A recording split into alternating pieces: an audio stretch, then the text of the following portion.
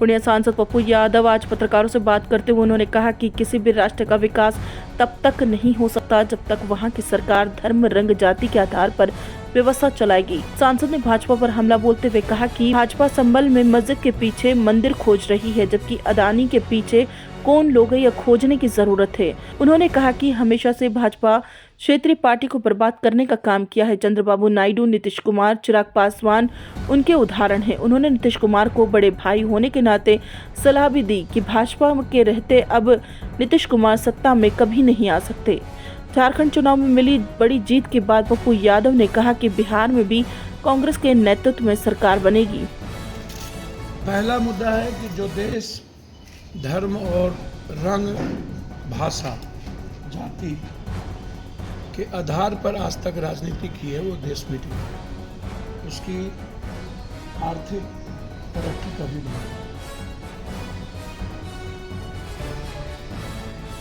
जो देश आज पावरफुल है, नंबर 1 है, उन्होंने धर्म को दरकिनार किया है, रंग को दरकिनार किया है, भाषा को दरकिनार किया, जाति को दरकिनार किया, तब उसकी प्रगति।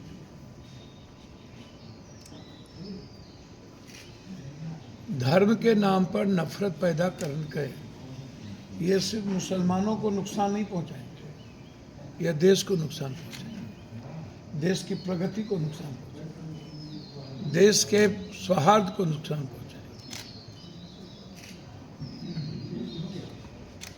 संभल में जिस तरीके की पर्सनल एनिमी लेकर के घटना घटी या जो हो रहा है, मस्जिद, मंदिर, गुरुद्वारे, चर्च, ये सब स्वतंत्र जीने के लिए हमारे संविधान इसको संरक्षण देती है।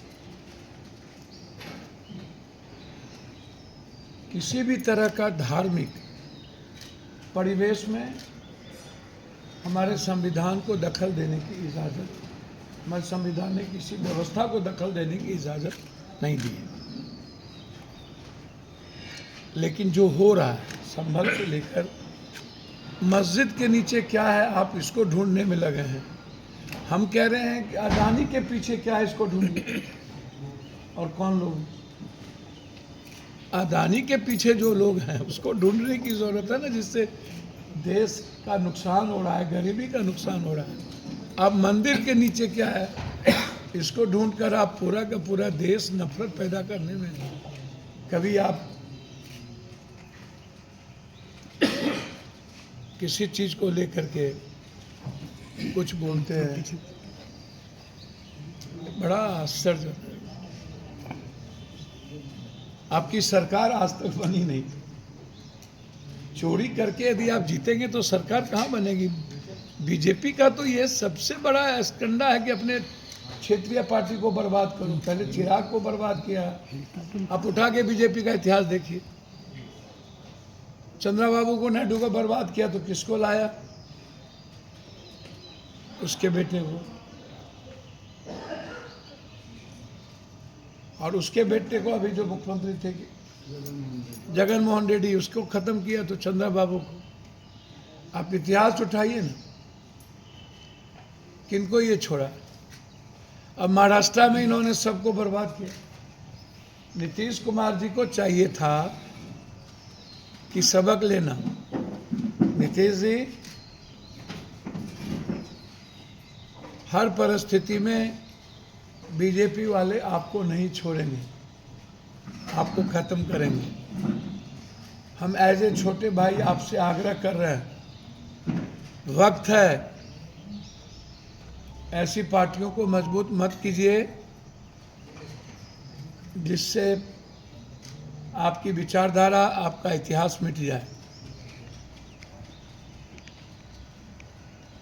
अब की बारी महाराष्ट्र के बाद अब की बारी बिहार की बारी है बीजेपी की, नीतीश जी।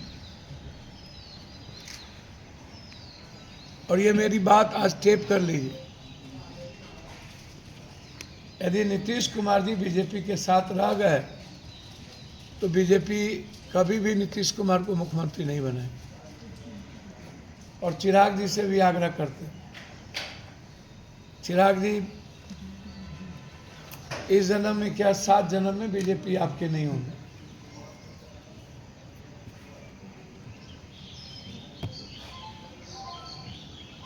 इस बात का ख्याल रखिए, जब तक आपकी जरूरत है तब तक ही बीजेपी आपके साथ है। इसीलिए ढूंढने की जरूरत है हमको, अडानी के पीछे क्या है और ईवीएम के पीछे कौन है। ईवीएम और अडानी के पीछे कौन कौन है, इसको ढूंढने की जरूरत है। एक दूसरी, जीएसटी कमिश्नर और डिप्टी कमिश्नर जो यहाँ है, डायरेक्टर क्या है, चीफ जीएसटी हेड जो यहाँ बैठते हैं पूर्णिया, ये आतंक बना रखे हैं व्यापारियों पर। इसके खिलाफ हम सदन में मामला उठाएंगे। पूरी जीएसटी अपराधी के तरह काम कर रही है, लोगों को जबरदस्ती जा करके टारगेट दे देता है कि मुझको इतना पैसा दे। पूरा गुलाबबाग, पूरा पूर्णिया, पूरा कटिहार इलाके जीएसटी जहाँ भी है, जीएसटी के पदाधिकारी पर अंकुश लगने की जरूरत है। इसके पास अकूट पैसे, महीने में ये करोड़ों रुपया कमाते हैं एक जिला से, करोड़ों करोड़ करोड़। पूर्णिया के जीएसटी पदाधिकारी लूट का अड्डा बना हुआ है। हमसे कई व्यापारियों ने दबे कुचले इस बात की जिक्र किया। जैसे दालकोला बॉर्डर लूट का अड्डा बना हुआ है, पूरा रेवेन्यू खत्म कंप्लीट रूप से।